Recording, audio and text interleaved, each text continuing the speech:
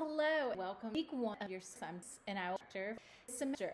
Science is truly my passion, and when they asked me, I was beyond excited. So hopefully, and apply them into your future classrooms.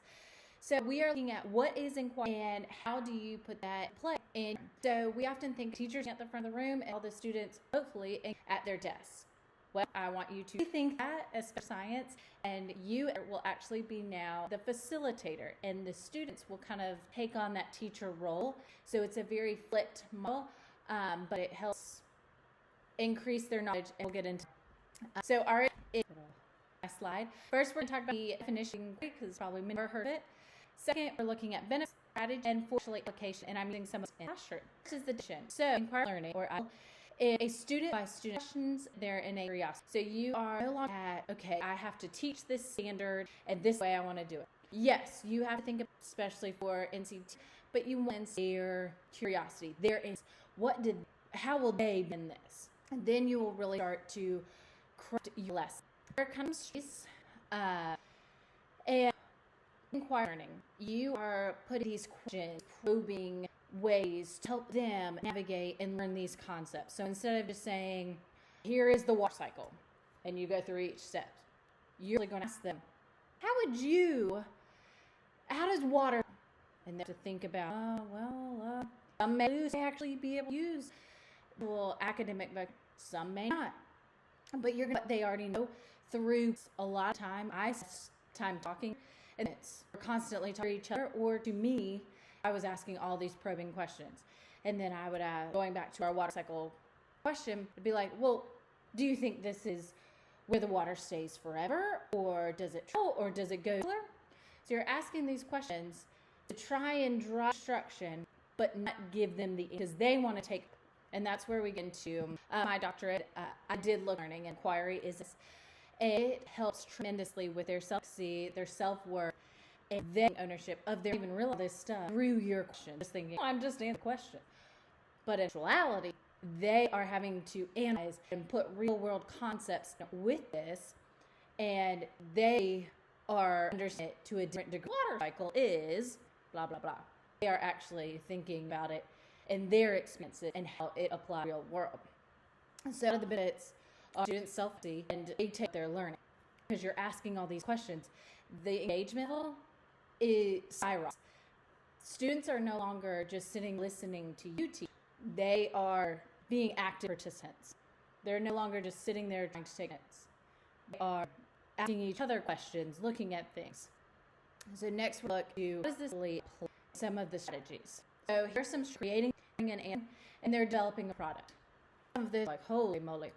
I'm going to go through some of the that I used whenever I was a teacher in the classroom, and I bits of slides when I was in 5th grade. And this was the next slide when we about periodic versus prokaryotic, or unit versus cellular.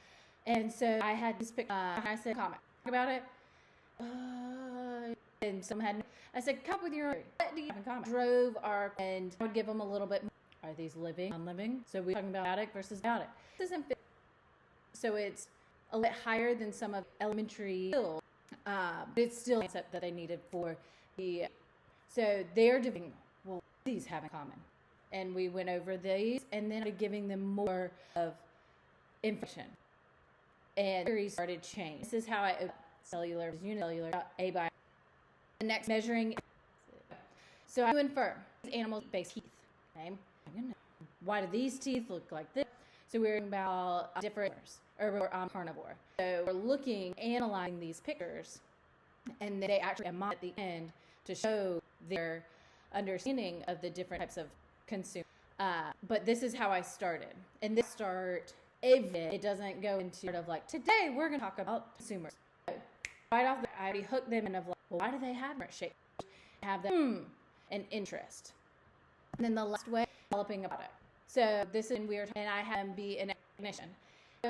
My philosophy is trying to get them to be real world thinkers, of not just, we're learning this concept because darkness is this control. So technician says that blue, and now you have to make a replica of entry of what you think the of like. I would have them. We would discuss, and I would ask how many bones. What do you think they look like? And are there different kinds of bones, or are there different sizes? And then at the end of the day, I made a model of an X-ray using construction paper, but they actually made a product. Started with this question, how to make a system what I'm teaching to you. Is looking at actual app. I've already some of the, but you have to look at standard. Then break it down by concept vocabulary. So they give you a huge, but you need to break it down into pieces. You're not going to use one standard per day.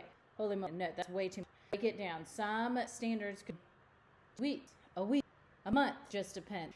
They're going to decide structure of it. Started off like cells. I started off, you know, abiotic, then unicellular versus cellular, and then some characteristics. So you kind of break down based on what they need. Then you decide, how am I going to teach these students? And that's part of your assignment this week is inquiry-based learning. Because we will use it all throughout the semester. It's a different way of thinking and teaching style. I promise you, if it's done correctly and effectively, will soar. So just a reminder, look through all of this stuff for this week and really dive into inquiry-based learning. In your free time, put it up online. Okay? If you have any questions, please